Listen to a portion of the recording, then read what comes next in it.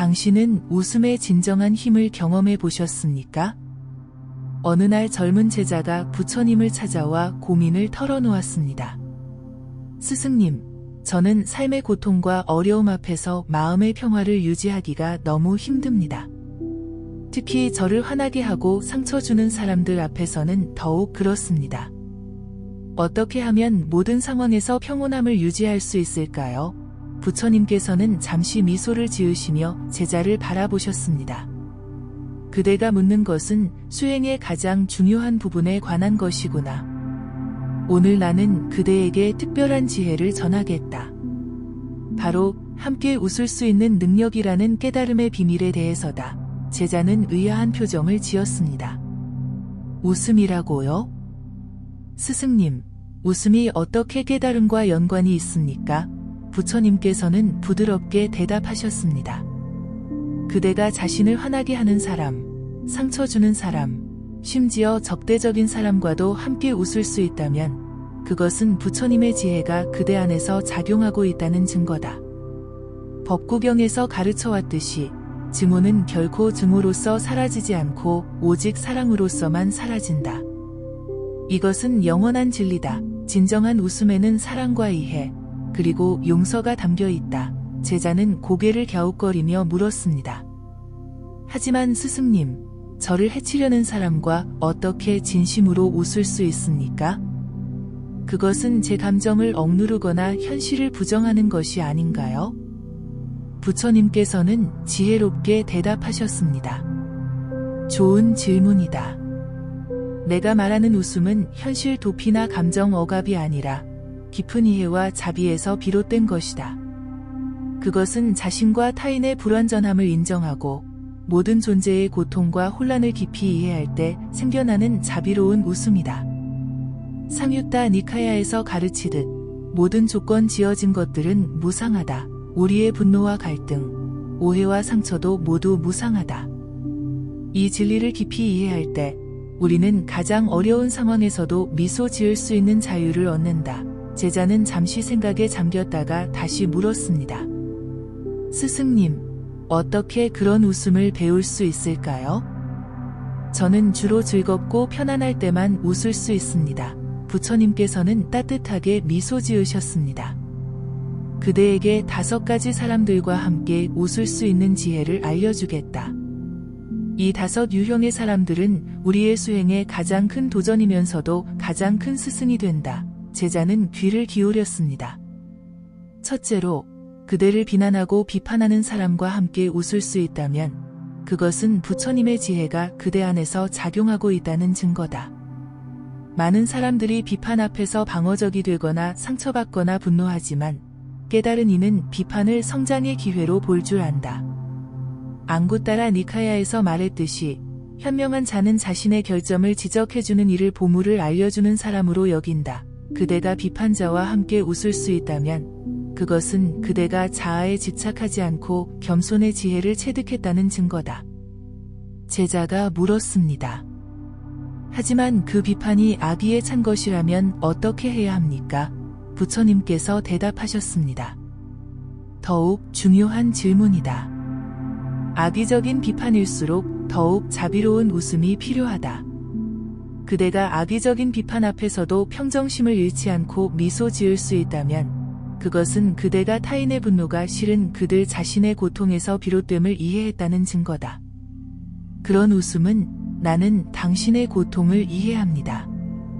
그리고 그것에 대응하여 더 많은 고통을 만들지 않겠습니다라고 말하는 것과 같다. 부처님께서 계속해서 말씀하셨습니다. 둘째로, 그대의 성공을 질투하는 사람과 함께 웃을 수 있다면 그것은 부처님의 지혜가 그대 안에서 작용하고 있다는 증거다. 질투는 가장 힘든 감정 중 하나다. 누군가 그대의 성공이나 행복을 시기할 때 자연스러운 반응은 거리를 두거나 그들에게 분노하는 것이다. 그러나 그대가 그런 사람과도 진정으로 함께 웃을 수 있다면 그것은 그대가 자신의 성취에 집착하지 않고 모든 것이 무상하며 상호 의존적임을 이해했다는 증거다. 법구경에서 가르치듯 승리는 증오를 낳고 패배한 자는 고통 속에 산다. 승리와 패배를 모두 버린 이는 평온하고 행복하게 산다. 제자가 고개를 끄덕이며 말했습니다. 그들의 질투 뒤에 있는 고통을 본다면 정말로 다르게 반응할 수 있을 것 같습니다. 부처님께서 미소 지으며 말씀을 이어갔습니다. 셋째로, 그대에게 상처를 준 사람과 함께 웃을 수 있다면 그것은 부처님의 지혜가 그대 안에 깊이 뿌리내리고 있다는 증거다. 상처받았을 때 대부분의 사람들은 그 고통을 잊기 위해 마음의 벽을 쌓거나 복수하려 하거나 적어도 그 사람을 피하려 한다. 그러나 깨달음의 길을 걷는 이는 상처 너머를 볼 수 있다. 메타 경전에서 가르치듯 모든 방향으로 한량없는 자비심을 보내라. 제한 없이, 원한이나 적대감 없이 그대가 자신을 상처 준 사람과도 함께 웃을 수 있다면 그것은 그대가 진정한 용서의 자유를 경험하고 있다는 증거다. 제자가 솔직하게 물었습니다. 스승님, 깊은 배신이나 학대를 경험한 경우에도 그런 웃음이 가능할까요? 부처님께서 깊은 연민을 담아 대답하셨습니다. 매우 중요한 질문이다. 깊은 상처의 치유에는 시간이 필요하며 그 여정을 서두르지 않는 것이 중요하다. 함께 웃는다는 것이 그 사람을 다시 그대의 삶에 들여보내야 한다는 의미는 아니다. 때로는 건강한 경계를 유지하는 것이 필요하다. 그러나 시간이 지나고 치유가 일어날수록 그대는 그 사람을 생각할 때조차 마음의 평화를 느끼는 순간이 올 것이다. 그때 비로소 진정한 자비의 웃음이 가능해진다. 부처님께서 계속 말씀하셨습니다. 넷째로, 그대를 거절하거나 버린 사람과 함께 웃을 수 있다면 그것은 부처님의 지혜가 그대 안에서 작용하고 있다는 증거다. 거절은 가장 아픈 경험 중 하나다. 우리는 사랑하는 사람, 존경하는 사람, 또는 우리에게 중요한 사람으로부터 받아들여지기를 원한다. 그러나 거절이나 버림받았을 때 깨달은 이는 이것조차도 무상한 현상임을 안다. 디가 니카야에서 가르치듯 모든 결합은 결국 이별로 끝난다. 이것이 세상의 법칙이다. 그대가 자신을 거절한 사람과도 웃을 수 있다면 그것은 그대가 자신의 가치가 타인의 인정에 달려있지 않음을 이해했다는 증거다. 제자가 숙고하며 말했습니다. 그렇군요. 거절도 결국 인연의 한 형태이고 그것에 집착하지 않을 때 자유를 경험할 수 있겠네요. 부처님께서 고개를 끄덕이셨습니다. 그렇다. 이제 마지막으로 다섯째, 그대와 근본적으로 다른 가치관과 신념을 가진 사람과도 함께 웃을 수 있다면 그것은 부처님의 지혜가 그대 안에 충만하다는 증거다. 많은 갈등과 다툼은 사람들이 자신의 견해와 신념에 집착할 때 발생한다. 그러나 깨달음의 길을 걷는 이는 모든 견해가 조건에 의해 형성된 것임을 안다. 중부니카야에서 가르치듯 이것이 내 것이다. 이것이 나다. 이것이 나의 자아다라는 생각에서 벗어날 때 참된 자유가 있다. 그대가 매우 다른 견해를 가진 사람과도 함께 웃을 수 있다면 그것은 그대가 진리에 대한 집착에서도 자유로워졌다는 증거다. 제자가 깊이 생각에 잠겼다가 물었습니다. 스승님, 이 5가지 상황에서 웃음을 찾는 방법을 구체적으로 알려주실 수 있으신가요? 부처님께서는 지혜롭게 대답하셨습니다. 그대의 질문은 중요하다. 진정한 웃음을 찾기 위한 5가지 수행법을 알려주겠다. 첫째, 매일 자신의 마음을 관찰하라. 당신이 어떤 사람에게 분노, 두려움, 질투를 느낄 때 그 감정을 판단하지 말고 단지 알아차리기만 하라. 앙고따라 니카야에서 가르치듯 알아차림이 있는 곳에 자유가 있다. 둘째, 모든 존재가 행복하기를 바라는 자비명상을 실천하라. 특히 그대를 화나게 하거나 상처 준 사람들을 위해 축복의 마음을 보내는 연습을 하라. 셋째, 모든 인간의 보편적인 취약함과 고통을 인식하라. 그대와 그대를 화나게 하는 사람 모두 고통받는 존재이며 행복과 평화를 갈망한다는 것을 기억하라. 넷째, 자신의 실수와 어리석음을 웃을 수 있는 능력을 키워라.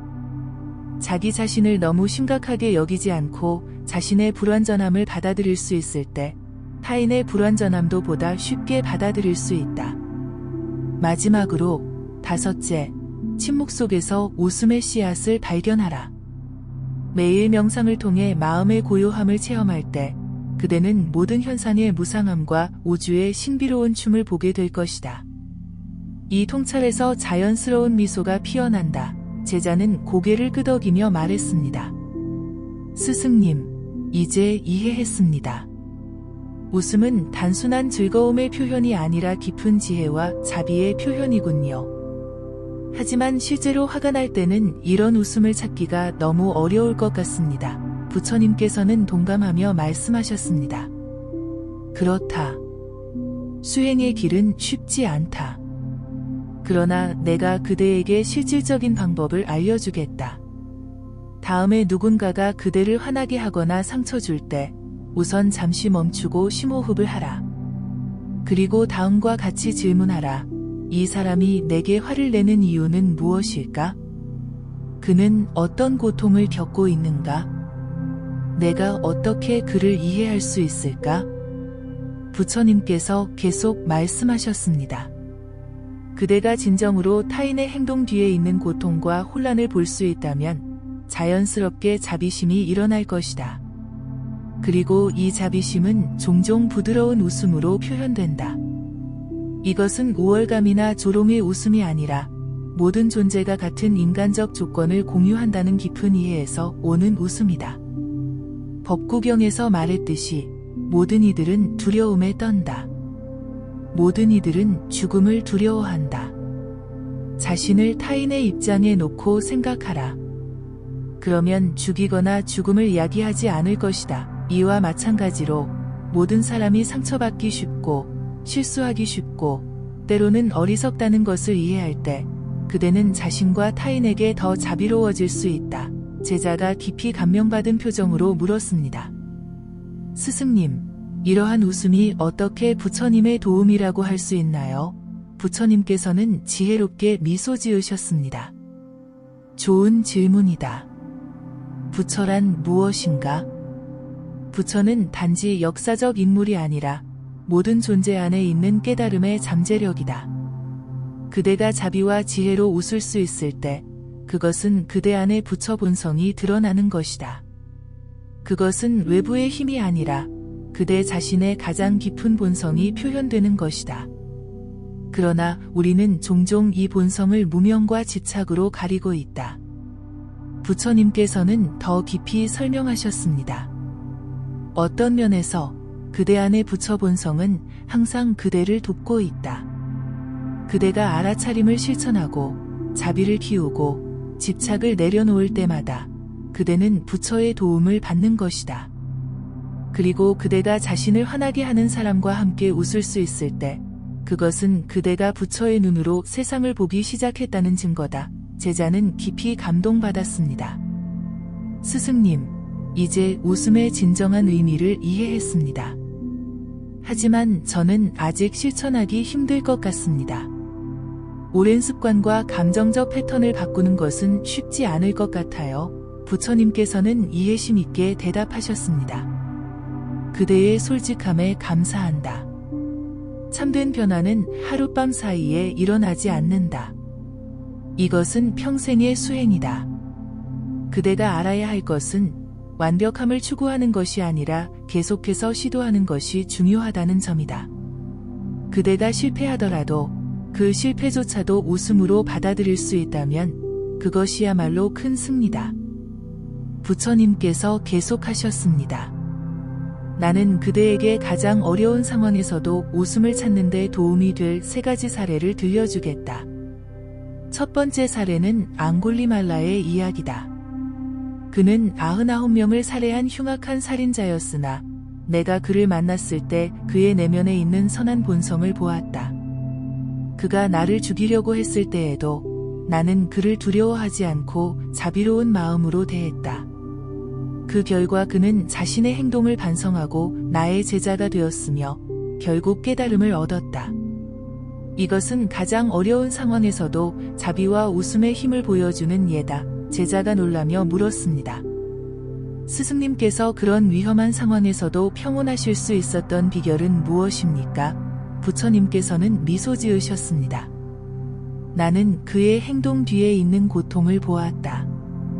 그리고 그의 행동은 그의 본질이 아니라 단지 조건에 의해 생겨난 일시적 현상임을 알았다. 그의 내면에는 부처의 본성이 있었고 나는 그것을 보았다. 부처님께서 두 번째 이야기를 나누셨습니다. 두 번째 사례는 데바다타의 이야기다. 그는 나의 사촌이자 제자였지만 질투와 권력욕에 사로잡혀 여러 차례 나를 살해하려 했다. 심지어 코끼리를 풀어 나를 공격하게 하고 바위를 굴려 나를 치려고까지 했다. 많은 제자들이 그에게 분노했지만 나는 그를 향한 자비심을 잃지 않았다. 나는 그의 행동이 결국 그 자신에게 더 큰 고통을 가져올 것임을 알았고 그를 위해 진심으로 안타까워했다. 그리고 마침내 그가 자신의 잘못을 깨닫고 회개했을 때 나는 그를 진심으로 용서했다. 제자가 감탄하며 말했습니다. 스승님, 자신을 해치려 한 사람까지도 용서하시다니 정말 놀랍습니다. 저라면 그런 배신에 분노했을 것 같습니다. 부처님께서는 지혜롭게 대답하셨습니다. 분노는 독을 마시고 상대방이 죽기를 바라는 것과 같다. 결국 고통받는 것은 자신이다. 나는 데바다타의 행동이 그의 내면의 고통에서 비롯된 것임을 알았고 그가 언젠가는 그 고통에서 벗어나기를 진심으로 바랐다. 이것이 진정한 자비다. 부처님께서 세 번째 이야기를 나누셨습니다. 세 번째 사례는 키사고타미의 이야기다.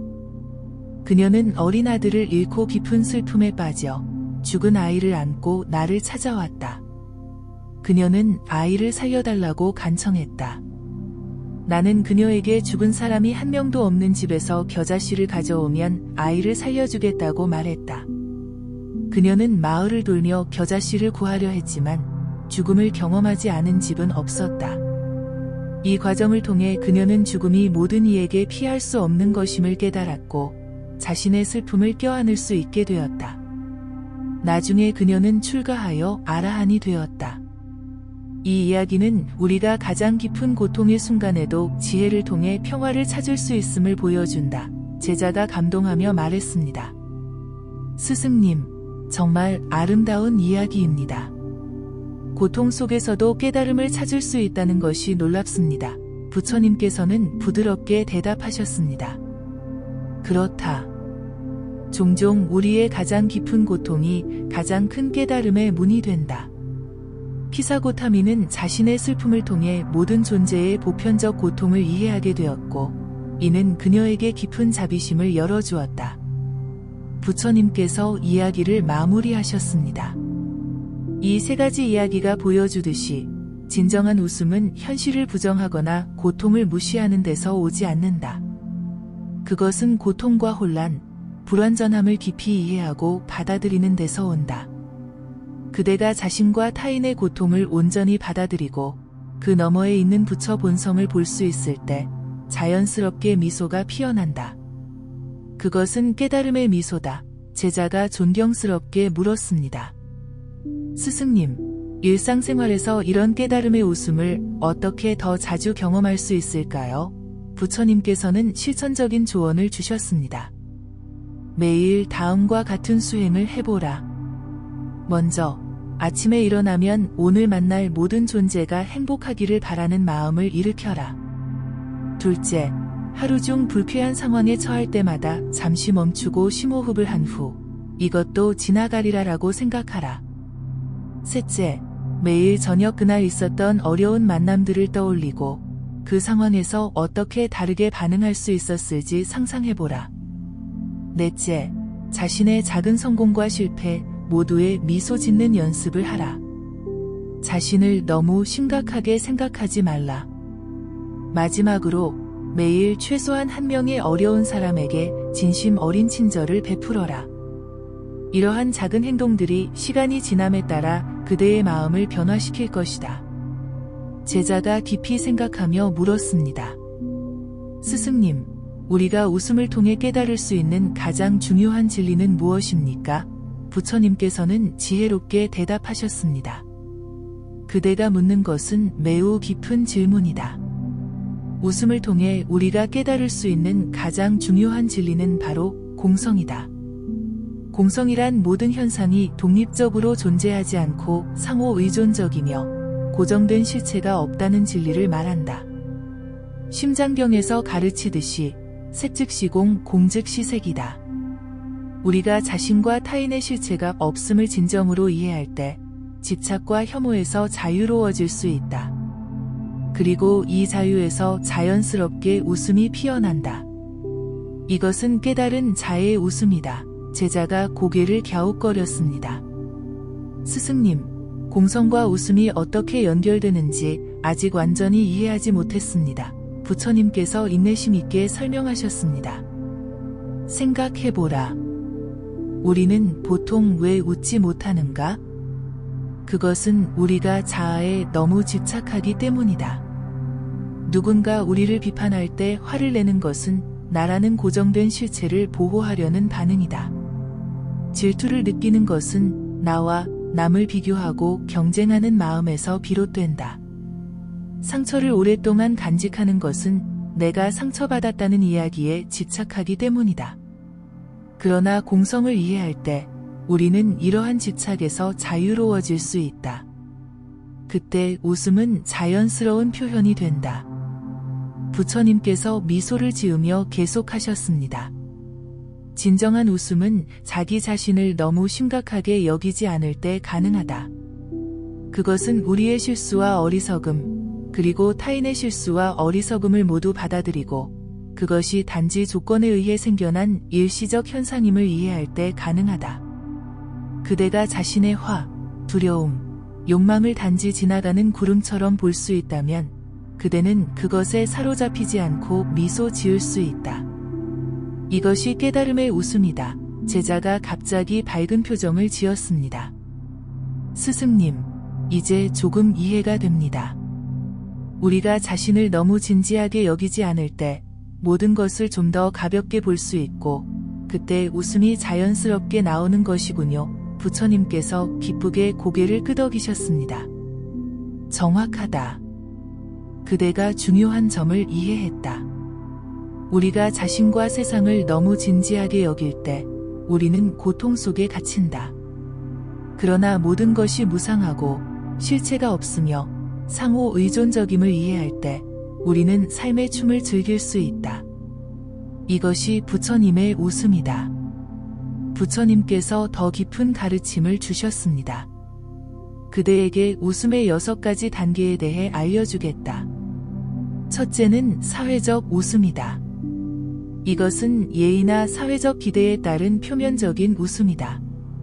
둘째는 즐거움의 웃음으로 기쁜 경험에서 자연스럽게 나오는 웃음이다. 셋째는 유머의 웃음으로 우연한 일이나 재미있는 이야기에 대한 반응이다. 넷째는 자기인식의 웃음으로 자신의 어리석음과 모순을 볼 때 나오는 웃음이다. 다섯째는 자비의 웃음으로 모든 존재의 본질적 혼란과 고통을 깊이 이해할 때 나오는 웃음이다. 마지막 6째는 깨달음의 웃음으로 모든 현상의 공성과 상호의존성을 직접 체험할 때 자연스럽게 피어나는 웃음이다. 이 6단계를 통해 웃음은 점차 더 깊고 진실하며 자유로워진다. 제자가 경탄하며 물었습니다. 스승님, 정말 깊은 통찰입니다. 그렇다면 우리는 어떻게 사회적 웃음에서 깨달음의 웃음으로 나아갈 수 있을까요? 부처님께서 지혜롭게 대답하셨습니다. 그것은 점진적인 수행의 과정이다. 먼저 자신의 웃음에 대해 알아차림을 기르라. 나는 지금 왜 웃고 있는가? 이 웃음은 진실한가? 아니면 방어적인가? 이 웃음 뒤에는 어떤 감정이 있는가? 자기 관찰을 통해 웃음의 질이 점차 변화할 것이다. 둘째, 자신의 실수와 어리석음을 웃을 수 있는 능력을 키워라. 자기 자신을 너무 진지하게 여기지 않는 연습을 하라. 셋째, 명상을 통해 모든 현상의 무상함과 실체 없음을 직접 경험하라. 이러한 통찰이 깊어질수록 그대의 웃음은 더 자유롭고 자비롭게 될 것이다. 부처님께서 계속해서 말씀하셨습니다. 내가 그대에게 특별한 수행법을 하나 알려주겠다. 이것은 웃음 명상이라고 부를 수 있다. 매일 조용한 장소에 앉아 먼저 자신의 호흡에 집중하라. 마음이 안정되면 자신이 가장 어려워하는 사람의 이미지를 떠올려라. 그 사람도 당신처럼 행복하기를 원하고 고통에서 벗어나기를 원한다는 것을 인식하라. 그 사람의 내면에 있는 부처 본성을 상상해보라. 그리고 그 사람과 함께 진심으로 웃는 자신의 모습을 상상하라. 처음에는 이것이 어렵고 어색하게 느껴질 수 있다. 그러나 꾸준히 실천하면 그대는 점차 그 사람을 향한 자비심이 커지는 것을 경험할 것이다. 그리고 실제로 그 사람을 만날 때 그대는 더 열린 마음으로 대할 수 있을 것이다. 제자가 호기심을 보이며 질문했습니다. 스승님, 웃음이 실제로 우리의 신체와 마음에 어떤 영향을 미칩니까? 부처님께서 지혜롭게 대답하셨습니다. 훌륭한 질문이다. 웃음은 단순한 감정적 표현이 아니라 전체 존재에 영향을 미친다. 웃을 때 그대의 신체는 긴장을 풀고 에너지가 자유롭게 흐른다. 호흡이 깊어지고 혈액순환이 개선되며 면역체계가 강화된다. 마음의 차원에서는 웃음이 부정적인 감정을 변환시키고 새로운 관점을 열어준다. 영적 차원에서는 웃음이 자아의 집착을 녹이고 우리를 현재 순간으로 데려온다. 진정한 웃음의 순간에 과거와 미래에 대한 걱정이 사라지고 오직 현재만 존재한다. 이것이 웃음과 명상이 깊이 연결되는 지점이다. 부처님께서 자비로운 목소리로 말씀을 이어가셨습니다. 그대가 알아야 할 것은 모든 웃음이 건강한 것은 아니라는 점이다.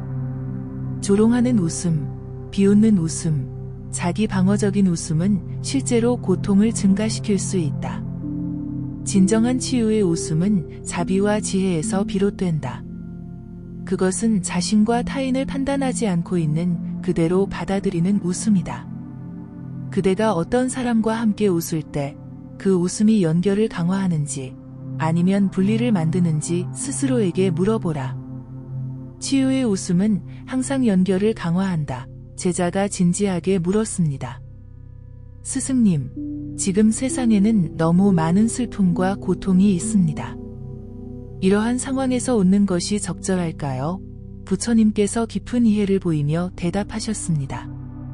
그대의 질문은 매우 중요하다. 진정한 웃음은 결코 타인의 고통을 무시하거나 부정하지 않는다. 오히려 그 고통을 깊이 인정하고 그 속에서도 희망과 연민을 찾는 것이다. 때로는 눈물과 웃음이 함께 나오기도 한다. 이것은 모순이 아니다. 깊은 슬픔과 깊은 기쁨은 같은 근원에서 온다. 그것은 바로 열린 마음이다. 부처님께서 계속 말씀하셨습니다. 고통 속에서도 웃음을 찾는 것은 현실 도피가 아니라 오히려 현실을 더 깊이 받아들이는 것이다. 그것은 그래, 이 순간은 어렵고 고통스럽다. 그러나 이 고통조차도 영원하지 않으며 그 너머에는 더 큰 진실이 있다라고 인정하는 것이다. 깨달은 자의 웃음은 고통 속에서도 희망을 잃지 않고 어둠 속에서도 빛을 볼 수 있는 능력이다. 제자가 감동받은 표정으로 말했습니다. 스승님, 제가 지금까지 웃음을 단지 즐거운 감정의 표현으로만 생각했던 것 같습니다.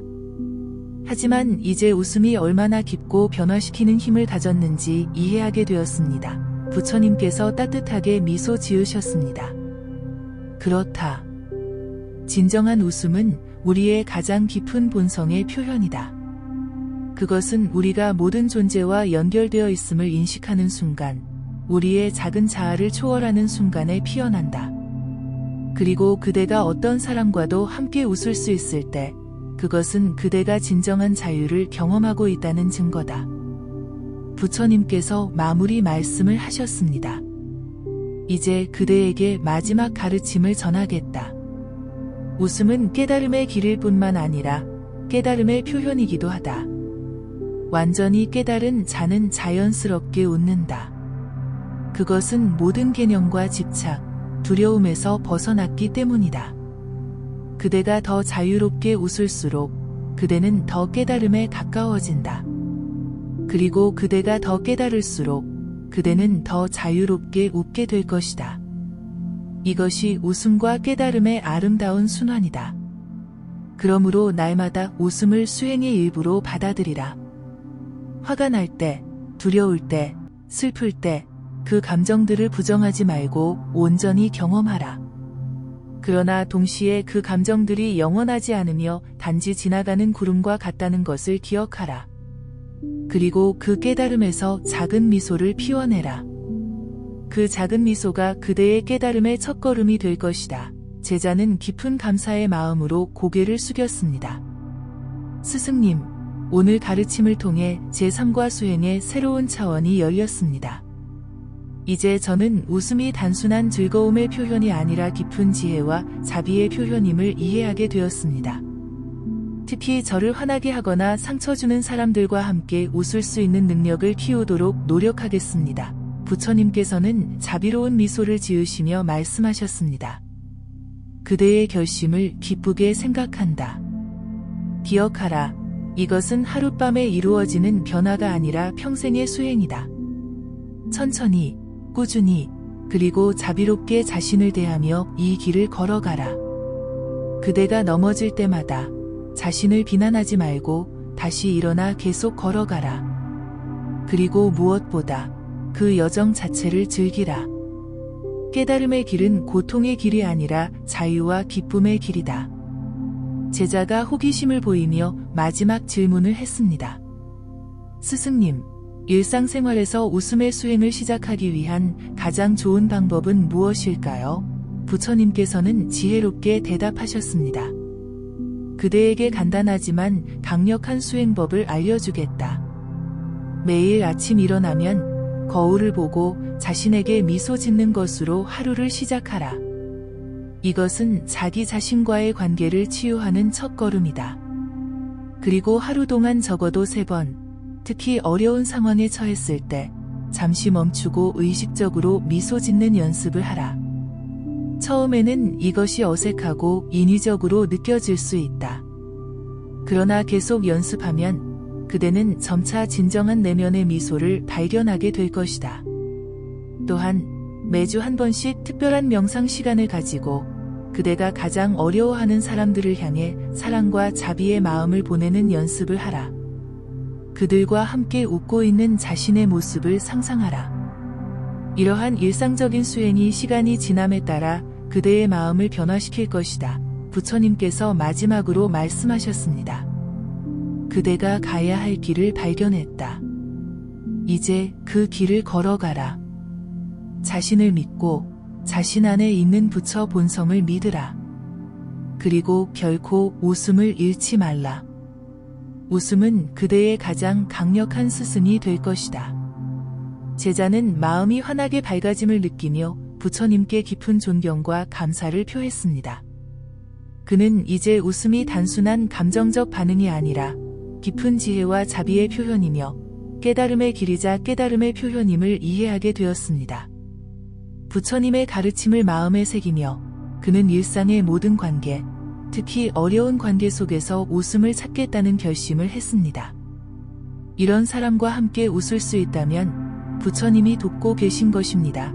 라는 가르침은 단순한 말이 아니라 그의 삶을 변화시킬 수 있는 강력한 진리였습니다. 제자는 이제 웃음의 힘을 통해 자신의 내면에 있는 부처 본성을 발견하고 타인 안에서도 그 본성을 보는 여정을 시작했습니다. 그리고 그 여정은 오늘 자기 자신에게 미소 짓는 것으로 시작되었습니다. 부처님께서는 제자가 떠나는 모습을 바라보시며 마지막으로 말씀하셨습니다. 기억하라. 웃음은 단순한 행동이 아니라 존재의 방식이다. 그대가 자신과 타인, 그리고 세상을 바라보는 방식이다. 웃음을 통해 그대는 무명의 어둠에서 깨달음의 빛으로 나아갈 것이다. 이것이 부처가 그대를 돕는 방식이다. 부처는 외부에 있지 않고 그대의 내면에 있다. 그대가 웃을 때마다 그대는 자신의 부처 본성과 만나고 있는 것이다. 부처님의 이 가르침은 수천 년이 지난 오늘날까지도 우리에게 중요한 메시지를 전합니다. 현대 사회에서 우리는 종종 어려운 관계와 상황에 직면합니다. 가족 갈등, 직장에서의 경쟁, 사회적 분열 등 많은 어려움 속에서 살아갑니다. 이런 상황에서 우리는 방어적이 되거나 분노하거나 심지어 복수하려는 마음을 품기도 합니다. 그러나 부처님의 가르침은 우리에게 다른 길을 제시합니다. 그것은 바로 웃음의 길, 자비와 이해의 길입니다. 우리가 자신을 화나게 하는 사람, 상처 주는 사람, 우리와 다른 사람들과 함께 웃을 수 있을 때 우리는 진정한 자유를 경험하게 됩니다. 그것은 외부 환경에 좌우되지 않는 내면의 평화, 모든 조건을 초월하는 행복의 경험입니다. 이것이 바로 부처님이 우리에게 전하고자 하는 웃음의 깨달음입니다. 그리고 이 깨달음은 우리의 일상 속에서 매 순간 우리가 선택하는 방식으로 실현될 수 있습니다. 오늘부터 당신의 삶에서 가장 어려운 관계 속에서도 웃음을 찾는 연습을 시작해보는 것은 어떨까요? 그 작은 미소가 당신의 깨달음의 여정을 시작하는 첫걸음이 될 것입니다. 이 가르침을 통해 우리는 웃음의 깊은 의미와 변화시키는 힘을 발견했습니다.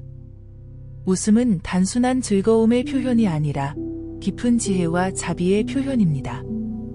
특히 자신을 화나게 하거나 상처 주는 사람들과 함께 웃을 수 있는 능력은 진정한 깨달음의 증거입니다.